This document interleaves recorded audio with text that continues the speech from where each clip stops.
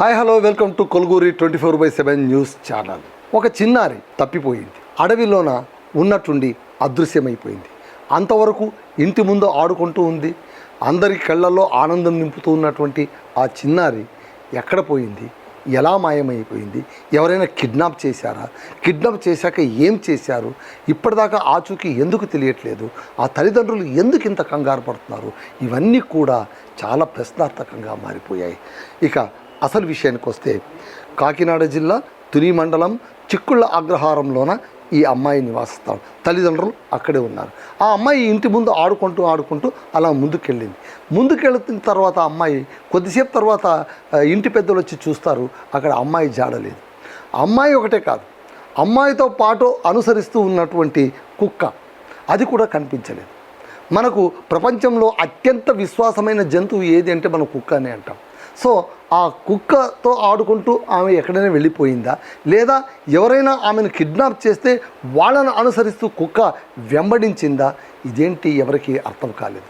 ఊర్లో ఉన్న వాళ్ళందరూ అక్కడ ఇక్కడ వెతికారు, ప్రతి చోట వెతికారు, తెలిసిన వాళ్ళందరిలో అంతా వెళ్ళి వెతికారు, కానీ ఎక్కడ ఆ అమ్మాయి ఆచూకీ కనిపించలేదు. దాంతో ఒక్కసారిగా ఆ గ్రామంలో టెన్షన్ పెరిగిపోయింది. ఎక్కడ పోయి ఉంటుంది ఆ చిన్నారి? అభంశుభం ఎరగనటువంటి ఆ చిన్నారి పైన ఎవరికి అంత పగ ఉంటుంది? ఎవరైనా ఏమైనా చేశారా? దేనికోసం చేశారు? ఇవన్నీ ప్రశ్నలు పాపం అందరిలోన తలెత్తుతున్నాయి. వాళ్ళందరూ కూడా ఇక లాభం లేదనుకుని గ్రామస్తులు పోలీసులకు ఫిర్యాదు చేశారు. ఇట్లా ఈ అమ్మాయి కనిపించట్లేదు, తప్పిపోయిందని. పోలీసులు వెంటనే రంగంలోకి దిగారు. వాళ్ళు రంగంలోకి దిగిన తర్వాత ఎన్యూమరేట్ కూడా చేశారు. ఎన్యూమరేషన్ అంటే మనకు తెలుసు కదా, జనాభా లెక్కలు అంటాం. ఇంటింటికి పోయి ఎంతమంది ఉన్నారు ఏంటి అవన్నీ తెలుసుకోవడం. అలాగా వీళ్ళు వెళ్ళి ఇంటింటికి వెళ్ళి ఆ అమ్మాయిని మీరు చూసారా, ఆ అమ్మాయి ఎక్కడైనా తప్పిపోయింది చూసారా, మీరు ఆడుకోవడం ఏమైనా చూసారా అని చాలా డీటెయిల్గా పాపం ప్రయత్నించారు. ఎవరు కూడా మాకు తెలియదనే సమాధానమే ఇచ్చారు. చివరికి డ్రోన్ కెమెరాలను ఉపయోగించి గాలింపు చర్యలు చేపట్టారు. ఆ తర్వాత సీసీ ఫుటేజ్ని కూడా పరిశీలించారు. ఆ తర్వాత అక్కడే ఒక చిన్న ట్విస్ట్ జరిగింది. ఈ అమ్మాయి వెంట వెళ్ళినటువంటి కుక్క ఉన్నటువంటి ప్రత్యక్షమైంది. అమ్మాయి రాలేదు, కుక్క వచ్చింది. ఆ కుక్క అటు ఇటు తిరుగుతూ మళ్ళీ ఎక్కడికో వెళ్ళిపోయింది. వెంటనే ఈ విషయం తీసుకెళ్ళి పోలీసులకు చెప్పారు.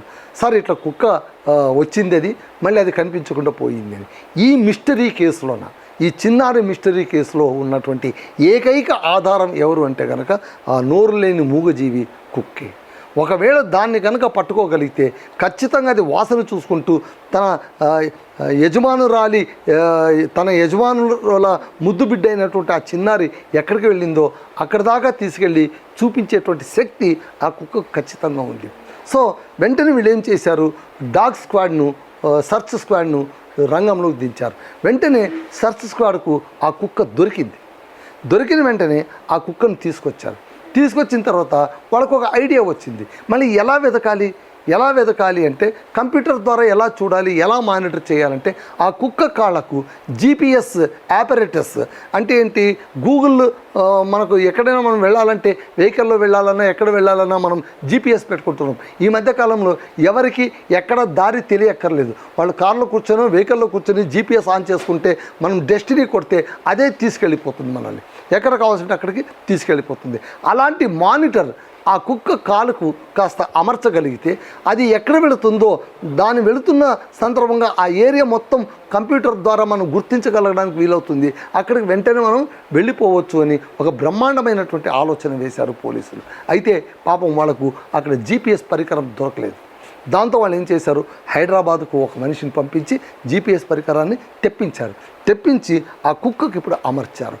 ఆ కుక్కనే ఇప్పుడు ఆ చిన్నారి ఎక్కడుందో చెప్పాలి, ఎలా ఉందో చెప్పాలి, ఏం జరిగిందో చెప్పాలి. వీటన్నిటికీ కూడా ఇప్పుడు గొప్ప సిఐడి ఎవరు, గొప్ప రీసెర్చ్ చేయగలిగిన వాళ్ళు ఎవరు, ఆ సత్తా ఉన్నది ఎవరికి అంటే కేవలం నోరు లేని ఆ ప్రాణి కుక్కకు మాత్రమే. మరి ఆ కుక్క ఏం చేయబోతోంది? ఆ చిన్నారిని వెతికి పట్టిస్తుందా, సజీవంగా పట్టిస్తుందా? ఆ కుక్క వెతికినప్పుడు ఆ చిన్నారు ఎలా ఉంటుంది, క్షేమంగా ఉండాలని మనమందరం కోరుకుందాం. కానీ ఒక వ్యక్తి కనిపించలేదంటే మనకు 100 అనుమానాలు తలెత్తుతుంటాయి. ఏమైపోయి ఉండొచ్చు, ఎక్కడికి వెళ్ళి ఉండొచ్చు, ఎవరైనా ఎత్తుకెళ్ళారా, ఎందుకు ఎత్తుకెళ్ళారు, పాత కక్షలు ఏమైనా ఉన్నాయా, ఇవన్నీ కూడా తిరగదోడుకోవాల్సినటువంటి సందర్భం అండి. అంతవరకు ఆ తల్లిదండ్రులకు ఆనందం పంచినటువంటి ఆ ముక్కుపచ్చలారినటువంటి చిన్న బిడ్డ మాయమైపోవడం అనేటువంటిది కేవలం తల్లిదండ్రులకే కాదు, ఆ గ్రామం మొత్తం మీద కూడా కలవరపాటుకు గురి చేసింది. అదేనండి మనిషికి ఉన్నటువంటి విలువ. ఒక వ్యక్తి మనకు కనిపించకుండా పోతే, ఒక చిన్న ప్రాణి మనకు కనిపించకపోతే ఊరంతా ఏకమవుతుంది, వెతుకుతుంది. ఇప్పుడు ఆ గ్రామం మొత్తం కూడా ఏకతాటిపైన నిలిచింది, వెతకడానికి ప్రయత్నిస్తోంది. చిన్నారి దొరుకుతుందేమోనని అందరూ ఎదురు చూస్తున్నారు. ఆ చిన్నారి తిరిగి రావాలి, నవ్వుతూ తిరిగి రావాలి, బోసి నవ్వుతూ తిరిగి రావాలి. మళ్ళీ వాళ్ళ అమ్మ నాన్నల కలలను ఆ అమ్మాయి పండించాలని అందరూ కూడా కోరుకుంటూ ఉన్నారు. కాబట్టి ఆ అమ్మాయి ఎప్పుడు వస్తుందో, ఎలా వస్తుందో, అసలు ఈ కుక్క తనకున్నటువంటి పరిజ్ఞానంతోన ఎక్కడికి తీసుకెళ్తుందో అది వెళ్ళి చూసి వచ్చిందా, కుక్క ఎంతవరకు వెంబడించింది, ఆ కుక్క చిన్నారి వెంట ఎంతవరకు వెంబడించింది, ఎంత దూరం వరకు వెంబడించింది, ఇవన్నీ విషయాలు మనకు తెలియాలంటే మనం ఖచ్చితంగా 1-2 రోజులు ఆగాలి. పోలీసులు ఖచ్చితంగా ఆ అమ్మాయి ఆచూకీని కనుక్కుంటారని మనమందరం అనుకుంటున్నాం. మనం అలాగే ఆశిద్దాం. అదండి విషయం. That's all.